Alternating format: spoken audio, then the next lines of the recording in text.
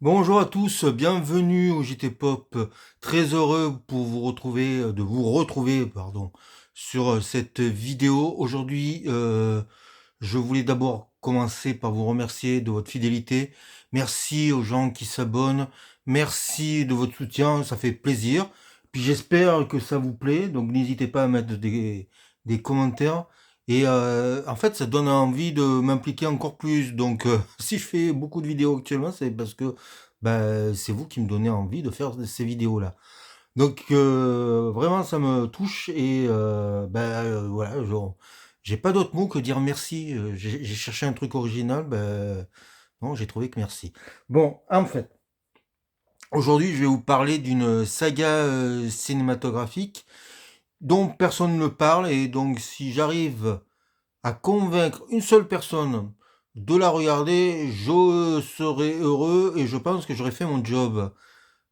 Je vais vous parler d'une saga cinématographique qui s'appelle Kingdom. Alors, c'est sur Netflix, mais c'est pas en direct tout Netflix. C'est produit par Sony et Netflix le cache un peu. En fait, ne le met pas en avant parce que déjà ils ont pas mis de VF. C'est en version originale sous-titrée. Il y a déjà 3 épisodes et donc ça s'appelle Kingdom. C'est japonais. Cela se déroule cela se déroule en Chine, ce qui est étonnant. 245 avant Jésus-Christ, c'est bien noté au début. Et on va suivre les aventures de plusieurs personnages. Il y a Shin, qui est un esclave, qui rêve de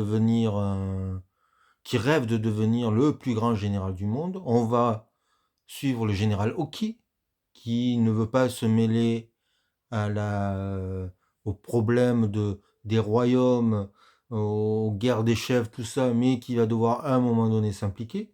Et puis le roi, alors XC ou un truc comme ça, enfin, si je l'écorche, et c'est sûrement le cas, qui lui, le premier film, raconte comment il arrive au pouvoir grâce à plusieurs amis et Chine. Le deuxième épisode raconte comment Chine devient un valeureux guerrier. Le troisième raconte comment le général Oki va devoir montrer sa valeur auprès de Chine, auprès du roi et auprès de ses hommes et montrer voilà que c'est le plus grand général de tous les temps. Donc c'est un, je ne saurais pas trop dans quoi si je devais la placer dans un genre, je dirais le film épique. Je sais pas si on peut vraiment dire que ça existe, mais si vous aimez les grandes batailles, les scènes d'action qui durent, ce film-là est pour vous. Si vous aimez les, la stratégie militaire, la guerre des chefs, euh, et les scènes de sabre, d'épée, mais réalisées avec des superbes chorégraphies, ces films sont pour vous. Alors, ce que je sais, c'est adapté d'un manga. Il existe aussi des animes qui sont sur Netflix, donc vous pouvez les voir aussi. J'ai pas encore jeté un œil, mais je pense que je vais, pour me faire patienter le quatrième épisode, parce que le troisième se termine en sachant, en vous donnant envie d'avoir le prochain, parce que ça finit presque avec le mois à suivre. Alors j'aime pas trop ça, mais ils savent vous tenir en haleine. Donc voilà, je vous conseille vivement de regarder cette saga.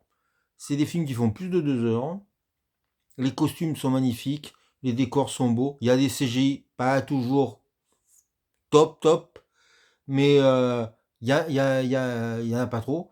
Et puis surtout, on voit comment un grand réalisateur fait avec ses moyens. Il a des gros moyens, on va pas se le cacher. Les scènes de bataille sont impressionnantes, mais euh, il n'a pas une armée tout le temps. Et donc, il se base toujours sur des personnages et il arrive à les emprisonner dans le cadre. Donc, les mouvements de foule sont toujours vus de loin et sont faits la plupart du temps en CGI, en effet numérique. Mais quand c'est de près, il n'y a pas d'effets spéciaux. Et donc là, on a des hommes qui se battent les uns contre les autres. Alors au cinéma, les scènes de bataille sont souvent ennuyeuses, parce que c'est souvent répétitif. Et là, grâce à l'ingéniosité, voilà, j'arrive à le dire, des scénaristes, grâce à des idées de réalisation, c'est toujours créatif, c'est toujours différent. On n'a pas une bataille qui se ressemble. Et surtout, comme on est attaché au noyau des personnages qui se battent, c'est-à-dire on les aime ces personnages, on les sent souffrir, on est avec eux, on veut pas qu'il leur arrive quelque chose, eh bien, comme euh, on est en empathie avec ces personnages-là, comme on est attaché à eux, on est pris au jeu. Et donc, on a envie qu'ils gagnent, on a envie qu'ils remportent les victoires. Et voilà, tout ça parce que l'émotion n'est jamais mise de côté. Donc franchement, là pour le moment il y en a 3 épisodes, c'est passionnant, on s'ennuie pas une seconde. Euh, je vous dis, tous les personnages sont intéressants. Alors voilà, comme c'est japonais, j'ai pas retenu tous les noms, puis j'ai pas voulu écorcher les noms japonais, donc voilà. Mais en tout cas, euh, c'est vraiment des films où on ne s'ennuie pas une seconde et où on passe un excellent moment divertissant, sans se prendre la tête. Je trouve dommage qu'on n'en parle pas autant, que ce soit un peu caché. Donc cette vidéo est pour la mettre en avant. Donc j'espère que vous la regarderez et j'espère que vous aimerez ces films. Et si vous les voyez et que vous aimez, n'hésitez pas à commenter, n'hésitez pas à partager et on peut en débattre. Voilà. Sur ce, je vous souhaite le meilleur. Je vous dis à bientôt et pour d'autres aventures. Et surtout, vive le cinéma asiatique. Je ne sais pas pourquoi je dis ça, mais franchement, c'est ce qu'il y a de plus exaltant en ce moment sur les écrans, c'est quand même Kingdom.